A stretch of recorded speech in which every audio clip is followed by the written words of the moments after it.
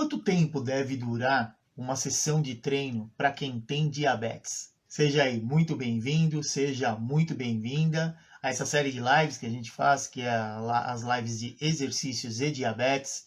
Meu nome é Roberto Doro, eu sou profissional de educação física, especialista na prescrição e no acompanhamento do exercício físico para quem tem diabetes, e eu ensino o profissional de educação física a adaptar o exercício ao diabetes ou o diabetes ao exercício.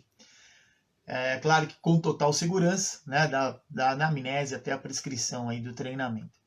E com isso a gente consegue sim apresentar resultados positivos do exercício já na primeira aula aí para quem tem diabetes. Essa pergunta, né, que eu vou responder hoje, ela me foi feita há um tempo atrás.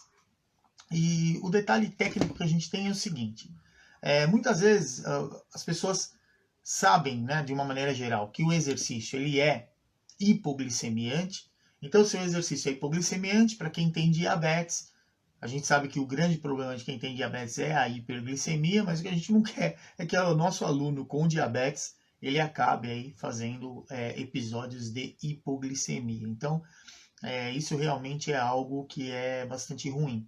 Então, o que a gente faz?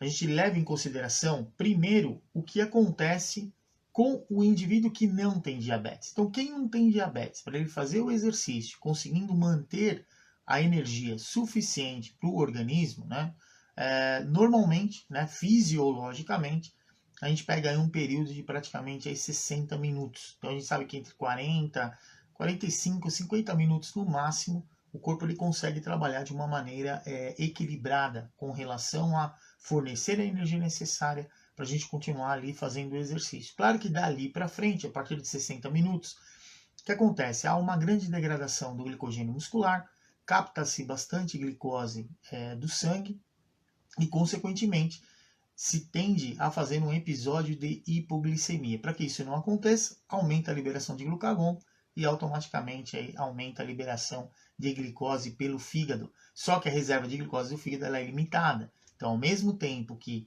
o fígado começa a liberar a glicose, ele aumenta a gliconeogênese. E a gliconeogênese, né, como já falado em outras aulas, aí, a gente sabe que ele vai usar, né, elementos que não são glicose para serem convertidos em glicose. Os principais aí o glicerol e também os aminoácidos que estão circulando. Agora, o que acontece quando o indivíduo continua fazendo exercício, mesmo sem ter diabetes, e não se alimenta ou não suplementa com carboidrato? Cada vez mais vai aumentando a gliconeogênese. Então, quer dizer, uma quantidade maior de aminoácidos que estão ali circulando no sangue vão ser utilizados para gerar energia para a musculatura, para os grupamentos musculares ali que estão envolvidos e estão ali trabalhando. Agora, como acontece aí em quem tem diabetes? Em quem tem diabetes, a gente sabe, quem tem diabetes, inicialmente, qual é o grande problema? O indivíduo estar em hiperglicemia. Só que toda vez que o nosso aluno com diabetes ele vem treinar, ele está em hiperglicemia, nem sempre. Aí vai depender de alguns fatores que muitas vezes nós, como profissionais de educação física, nós não temos controle direto. Mas a gente tem a obrigação, sim, de manter sob monitoramento esses outros fatores, essas variáveis. Então, se o indivíduo está treinando com a gente, ele tem diabetes, ele não tem um bom controle metabólico, é natural que ele chegue normalmente para treinar em quadros de hiperglicemia. Hiperglicemia fisiologicamente são valores acima de 180 mg por decilitro, que não vão influenciar muito no funcionamento orgânico desse indivíduo, né, na resposta dele, exposto ali durante a sessão de treinamento, até glicemias que estejam menores do que 250 mg por decilitro. A partir de 250 já tem uma quantidade maior de corpos cetônicos, isso deixa o sangue mais ácido e, consequentemente, vai ter sim uma mudança na resposta do exercício para esse indivíduo. Então, o nosso aluno lá com diabetes, a gente parte do pressuposto que a maior parte das vezes ele vem treinar fazendo episódios de hiperglicemia. Mas e se isso não acontecer? Se esse nosso aluno com diabetes chegar para treinar com glicemias de 110, de 120 miligramas por decilitro? A gente sabe que nessa situação, o risco dele fazer um episódio de hipoglicemia, ele acaba aumentando bastante. E numa situação que ele está em hiperglicemia, quer dizer, quanto mais exercício a gente fizer, teoricamente, mais a gente vai conseguir remover a glicose do sangue. Então, dentro dessa linha de raciocínio, quer dizer, existe um tempo para o indivíduo a gente treinar um indivíduo com diabetes? Se for com o objetivo de controlar o diabetes, teoricamente a gente seguiria essas linhas de raciocínio, né? Veio com a glicemia mais baixa, faz um tempo menor de exercício para evitar a hipoglicemia. Veio com uma glicemia maior, mais alta, está em hiperglicemia, treina por mais tempo para trazer dentro, pelo menos, da faixa de glicemia na medida que é chamada aí de alvo, né? Que seria glicemias acima de 70 e abaixo de 180. Só que a gente sabe que não é assim. Nós, como profissionais da educação física, nós temos um tempo determinado de aula, 50 minutos, 1 hora, né? Depende aí do tipo de modalidade que você está. Quando eu dava aula, né, de taekwondo, por exemplo, a aula durava 1 hora e meia. Então, quer dizer, o nosso aluno com diabetes, nós vamos ter que expô-lo à mesma situação que os demais alunos estão. Então, existe aí uma necessidade de adaptação. Então, a resposta inicial é: quem tem diabetes não tem um tempo exato. Por exemplo, existem pessoas com diabetes, que eu conheço, que normalmente pedalam, e pedalam por longas distâncias. E essas longas distâncias pedalando, o que acontece com essa pessoa? Ele fica pedalando por horas, às vezes 4, 5 horas pedalando. E como é que a gente faz, então, para evitar que esse indivíduo com diabetes faça episódios de hipoglicemia? Esse é o grande problema, né? Eu acredito que, com base nisso, surgiu a pergunta, né, que me foi feita. Exatamente, nós, como profissionais de educação física, nós temos a obrigação de monitorarmos a intensidade que a gente vai aplicar para esse indivíduo. A gente tem sim a necessidade de colocar esse aluno nosso com diabetes para fazer o exercício na mesma situação que os demais. E de que maneira a gente vai monitorar isso? Não existe outra maneira a não ser medindo a glicemia no início do exercício. Isso é fundamental. Muitas vezes me perguntam, falam: professor, meu aluno ele não tem condições, ele não tem um monte de tira lá à vontade para ficar medindo toda hora a glicemia. Nessas situações de limitação, o que se faz mais importante de primeiro momento? Medir a glicemia antes de começar o exercício. Porque nós não temos como identificar que valor que tem de concentração no sangue, na quantidade de glicose que está circulando no sangue do nosso aluno com diabetes. Então, quer dizer, não adianta você pegar esse aluno com diabetes e colocá-lo para fazer exercício às cegas. É um risco muito grande. Então, como a gente controla isso? Mede a glicemia antes de treinar. E aí sim, nós temos recursos que estão relacionados a, se necessário, suplementação com carboidrato, que é algo que a gente precisa ficar muito atento com isso, por 2 motivos.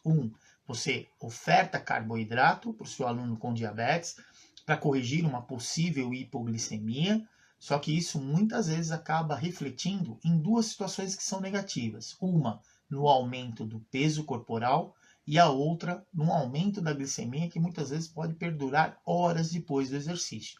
Então, quer dizer, onde está aí o benefício do exercício?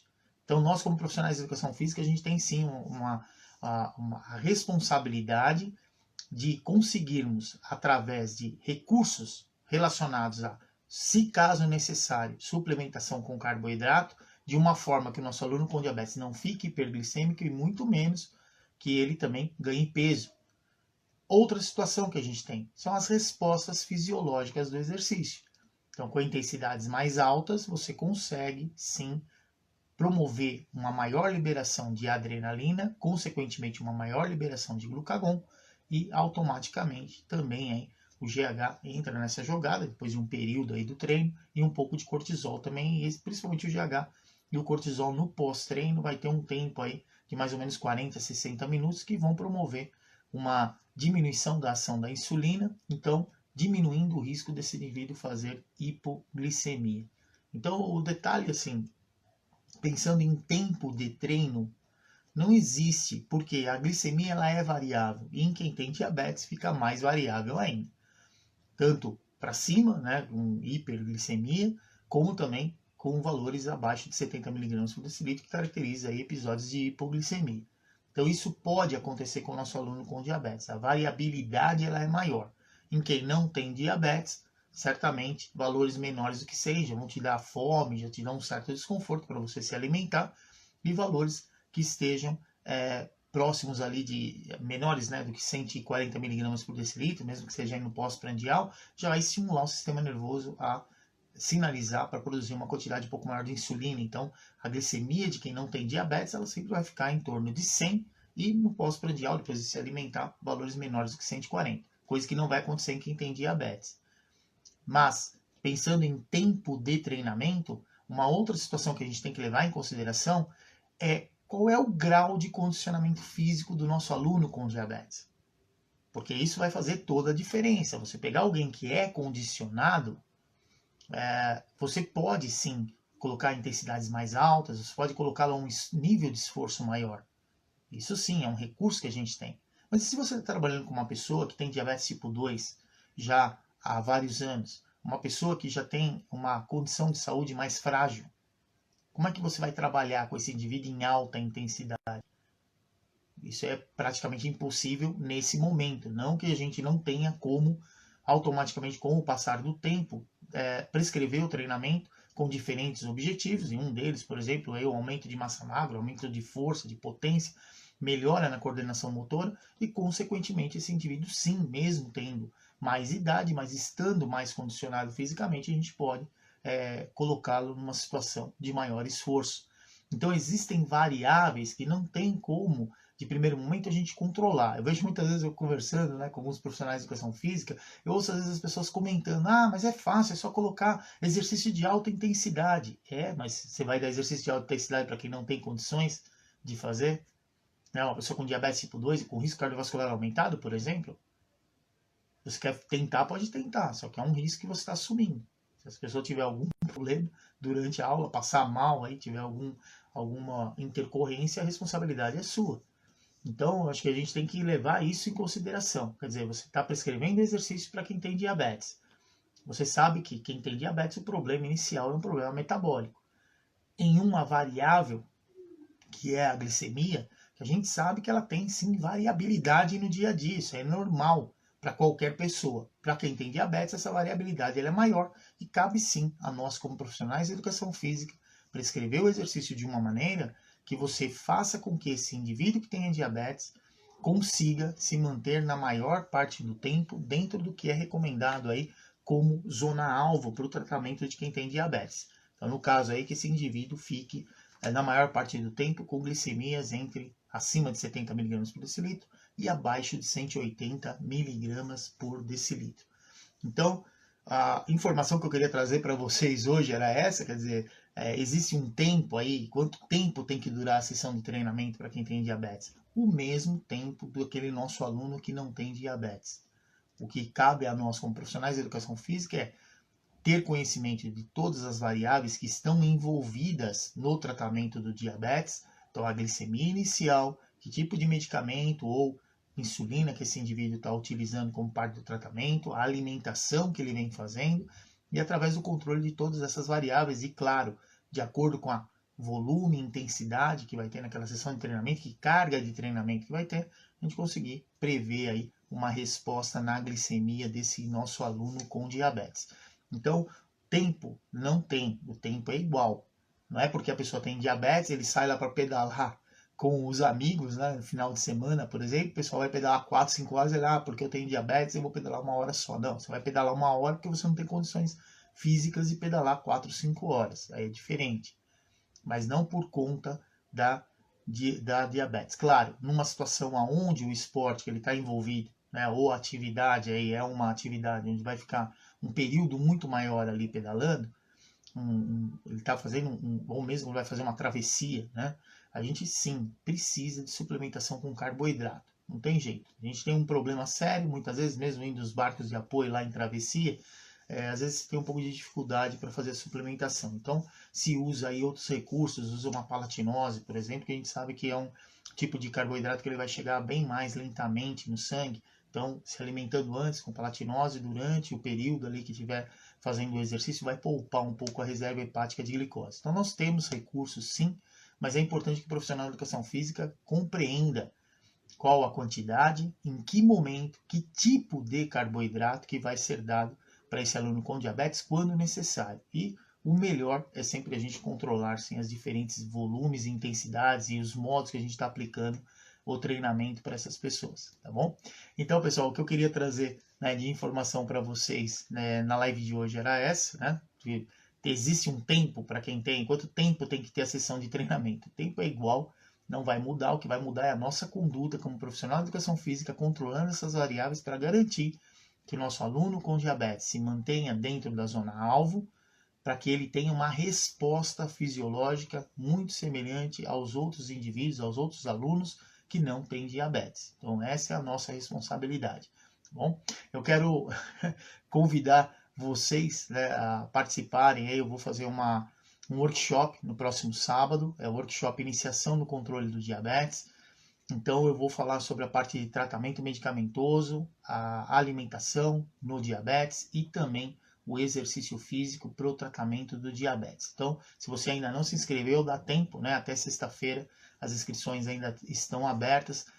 Você pode ou mandar um direct para mim, eu te mando o link, ou se não, entra no meu perfil, que tem o Linktree ali, tem um link, clica lá e vai lá no workshop, que tem todas as informações aí para você se inscrever. Vai ser um sábado, né?